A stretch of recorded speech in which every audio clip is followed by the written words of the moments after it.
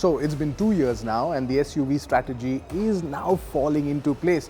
4 SUVs till date that Volkswagen has launched in the country.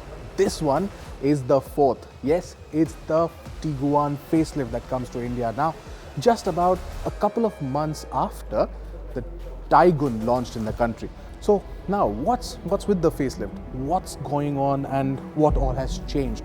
So you can see LED headlamps here, new DRL signature, and of course the squarish look of the Tiguan actually remains, and there is a little bit of subtle play as you can see with the design.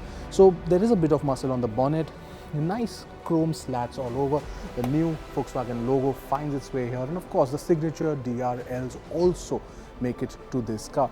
It looks executive, it's not as sporty as you might think it is, but the DRLs do add to that flair. Now come to the profile and you'll notice that there are 18-inch wheels on offer, and this car just comes in one variant, and of course it gets just that just that tire size. Now come to the profile and you'll notice that there are these nice creases that you see, and also of course even the wheel arch is more pronounced now, and they fit in well with that 18-inch wheel. So the wheel wells actually fill up very well on the new Tiguan. Now coming back to the rear, now these tail lights actually make a nice mix to what's happening at the front, because there are a lot of I don't want to say crystalline elements, but there are nice elements here that you get to see. And yes, Volkswagen says that there's a click clack of of the lights that happen. That is, all these lights when braking happens, they get inverted into different lights. So that is something that you might not see when you're driving the car, but of course the person behind you will get to see that. That's pretty nice and they look really nice. Overall then, a lot of changes here to the bumper. Rear bumper is all new, and you know what, the boot space continues to basically throw everything out of the window because it is scrumptious. 615 liters of it on offer, and that's pretty huge. You can see how well it fits everything. Now we always loved the earlier Tiguan for the space it had on the inside, and that's where I'm getting at, because here on the inside you'll get to see a lot has not changed, but there is enough and more space now at the rear. So even if I get into this seat, you'll see that there's decent amount of knee room that I have, good headroom that I have, and overall space, shoulder room too. And yes, there is a bit of bump here, but especially for the person sitting in the middle, but you get seat belts all around. You also get a 3-point seat belt here, which again on a safety front is great. Panoramic sunroof also, obviously just one variant, so I am going to say it's coming standard on this car. Rear AC vents just add to that comfort level of it all.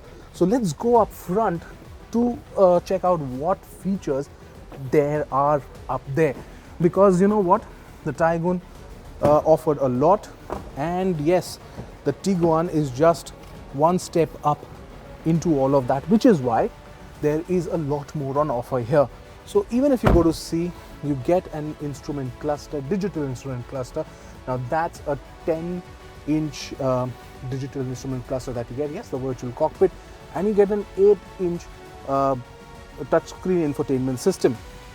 All of that said, a lot of this reminds you of the earlier Tiguan, but this steering wheel here, it's straight out of the Tiguan, and it immediately responds to that, and that gives it a bit more flair, so to say.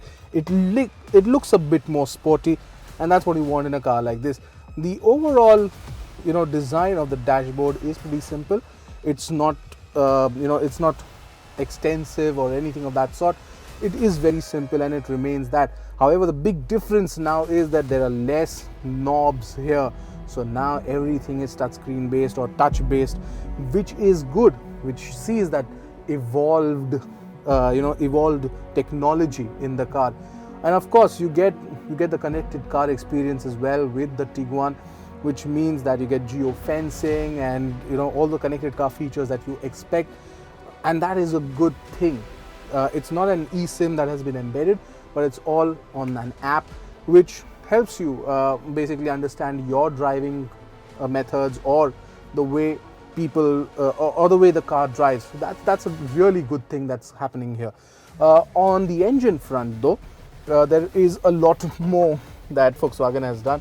Yes, last time around it was just a diesel only engine, but this time it's petrol only, and that speaks volumes about the strategy that Volkswagen has in India, because yes, it has gone all petrol. So what you get now is a 2-liter petrol engine churning out 188 brake horsepower and 320 Newton meters of torque.